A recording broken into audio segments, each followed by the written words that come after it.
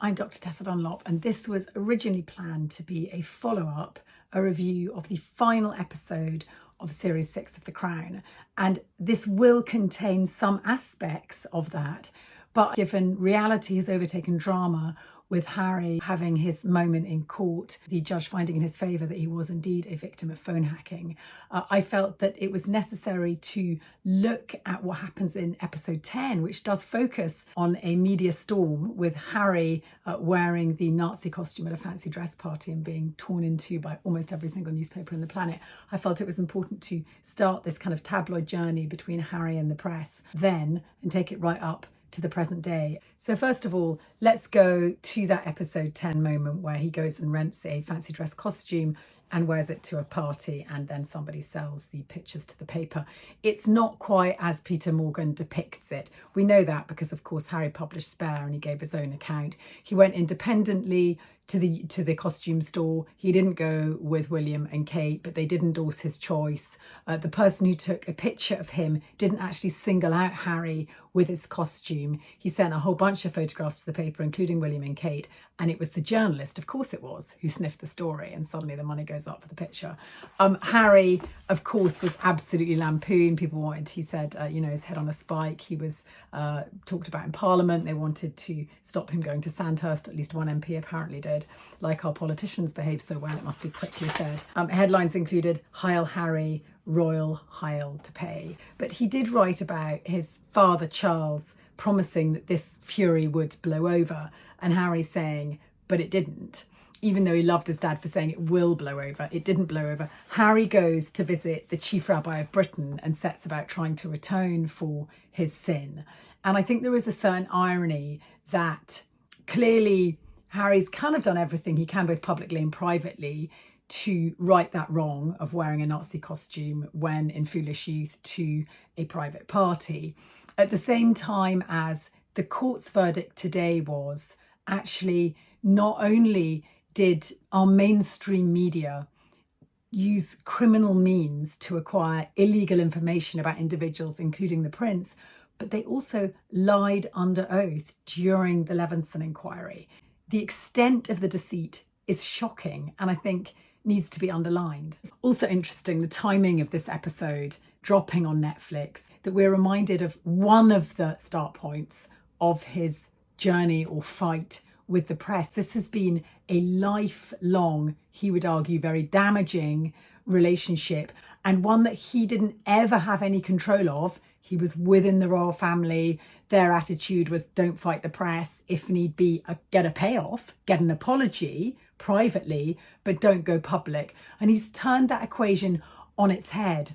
And I think it almost immediately dates The Crown. We have this final episode, Queen and Philip discussing their respective funerals in the wake of Camilla and Charles's fairly low-key wedding. There is this kind of wistful moment. And really, you think, God, yeah, but what Harry and Meghan have done, for better or for worse, is kind of kick the royal narrative into the 21st century and demanding kind of fresh answers about the way in which the relationship is conducted between the press and the royal family, bearing in mind that 99% of us consume everything that we know through the press. That is the prism via which we get our truth about the respective members of the royal family, whether they're still in the institution of monarchy or not. And I think it's really key to hold on to that. And it's actually one of the reasons why I feel a great affection for The Crown, even though I thought this last series, and particularly this last episode, was a bit bloated and long and melancholy. I have an affection for it because it never pretended it wasn't fiction. We always knew this was invention, and I think it's so clear. I mean, anyone who knows a little bit, oh, Harry and William, are you happy for Daddy to marry Camilla? Don't believe the Queen for one moment was a kind of mediator between her son and grandsons. It's absolute bunkum, and it doesn't pretend to be anything other than bunkum. It's like something based on a grain of truth. Whereas the tabloids, and not just the tabloids, I think we have to say the broader press and media landscape, are peddling their truth. And when it is either acquired in a criminal fashion, that was then, they no longer resort or allowed to do things like phone hacking. They never were allowed to. But they do still have this very partial agenda, particularly in Britain, that's again Harry and Meghan. I noticed today, and in fact I said it on Sky News, my phone was pretty quiet. Normally when there's any Harry and Meghan story of any sort, my phone rings off the hook. Today Sky News has been the only channel to get in contact with me to ask to comment about this particular Harry and Meghan story. I think that in itself speaks volumes. We're ready to put the boot into them when it suits us. And the tendency is, rather than to be really honest about it and move forward and be transparent, that all these press organisations group together and batten down the hatches and just go for that more narrow echo chamber dialogue, as opposed to saying, let's be honest here, let's examine past criminal activity and let's try and be a bit more transparent and perhaps a bit more balanced going forwards. And I think that's the other thing about episode 10 in particular. It felt quaint. And the idea that there might have been any ruction about Camilla marrying Charles, even the Church of England, I mean, it hasn't moved far enough, but it's moved on in terms of its relationship with divorcees marrying. It kind of feels peculiar now, nearly 20 years later, that the Queen wasn't able to go to her son's wedding simply on the basis that he was a divorcee. It's worth bearing in mind, of course, that less than 15 years later, he was giving away his new daughter-in-law, or about to be daughter-in-law, who was also a divorcee. So the Crown was reminding us that social progress, and I think in many ways it has been progress, has moved really fast. But there is still this hugely problematic relationship between the press and the royal family. I think we want to know that we're not getting a corrupted version of our royal family. And I think more broadly, why is it, for example, on GB News this week, I was challenged over the financing of the Archibald Foundation. And the costs seem to be quite high. There seems quite a lot of administrative cost in this foundation. Well, if you've got a foundation of $11 million, that requires considerable management. Is it so outrageous that James Holt gets £100,000? Well, the issue here is proportionality. That if in 1 year, I think this year they got $2 million of donations, if your running costs for $2 million are about 10% of the money that's coming in, that's quite high. And therefore, why not make the donation directly, if you want to be charitable, to the charity underlying? Because you have two layers of administration, don't you? You have the administration of this foundation and then the administration of something like Halo. And this just stops money getting through to charities direct. But you can bet your bottom dollar Halo has been name-checked more times today than it has on all 364 days of the year. And we know that charity is about press, it's about traction. So arguably, Halo, and therefore the cause of Unexploded Minds, has done very well. Thank you very much, courtesy of the Harry and Meghan juggernaut. But I'm not ever asked to talk about the financing of our royal institution. Very rarely do I get called to talk about the sovereign grant or the fact that our monarch doesn't pay inheritance tax, nor does the heir to the throne.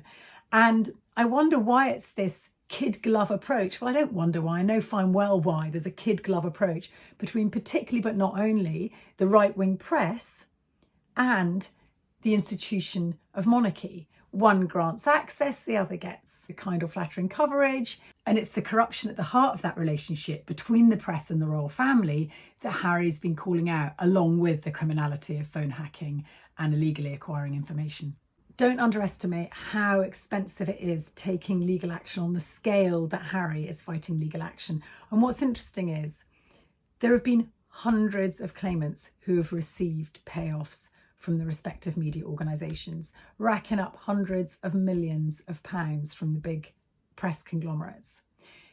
But it takes a staggering level of celebrity and of entitlement and of wealth to do what Harry did, to take it all the way to court. I think, again, that's telling. We're all compromised by just trying to get on in life, head down. And I don't even criticise the royal family for the kind of head down approach, accepting the payoff, keeping going, keeping on, because they're there to support the state. The state is part of the establishment. It is, if you like, a vicious circle. And I think that's one of the reasons why we found Harry and the Harry narrative and the confused and sometimes over-emotional way in which he's gone about talking his truth so perplexing and sometimes hurtful, because he's, for those of us who are British, to an extent, kicking our identity and the institutions that are meant to protect us. And that's always going to be challenging. I know some of you will be aware that I'm sort of renowned for shouting at Piers Morgan, or at least trying to talk truth to power in relation to Piers, because the idea of our courts has been somewhat undermined recently in Britain. There was a Rwanda ruling, Parliament's kind of rewriting the rules and denying what the courts have said. It was easier for Piers to just stand up and call Harry the liar, when in fact Piers was the one that was outed for lying. I often say what I think to Piers. You appall me, Piers. Occasionally I think, no, he's seen the light. He's no longer crashing on about Harry. And then this appalling diatribe we've just had to sit through. And I'm hoping I will be given my chance to talk this out with him live on air. So I'll keep my powder dry until then. Although I think we need a very quick word on the relationship between Piers and Omid Scobie. Piers always calling Omid Scobie a liar, Lickle-Spittle, saying that in Endgame the relationship that was written about between him and Camilla being not true. And yet the judge has come down in favour of Omid Scobie's testimony when he was an intern at the Mirror, apparently overhearing a conversation between Piers, the editor, and a journalist vis-a-vis a story about Kylie Minogue, which had apparently been acquired through phone hacking. But one other thing to take away from this trial is it is a real snapshot of reality, the hardcore nitty-gritty and downright dirty fighting that goes on day in, day out between individuals and institutions. And that is where the Crown has been the real gift for royalty, because whoosh, it's carried us up and away into a land of fantasy, which helps maintain the magic that Bagehot said was so important way back when in the 19th century. And I think that our royal family, particularly in the wake of the kind of Californian couple and their departure to Montecito, I think they will bizarrely miss the attention, the traction that the Crown has gifted them, not just in Britain, but also globally. It made sure that they were in the sort of A-list celebrity rankings, whether they liked it or not. Their talk about factor remained high over the 7-year period of The Crown and the 60 episodes that we've sat through. So in the end, perhaps Peter Morgan does deserve his knighthood. As for the royal family, on they go, as they always have. And the Harry saga, it has not reached its final conclusion, but he's got a couple of other big cases that are in the pipeline. So I'll try and keep you up to date on this channel. Please feel free to like and subscribe and comment, and I will try and get back to as many comments as I can.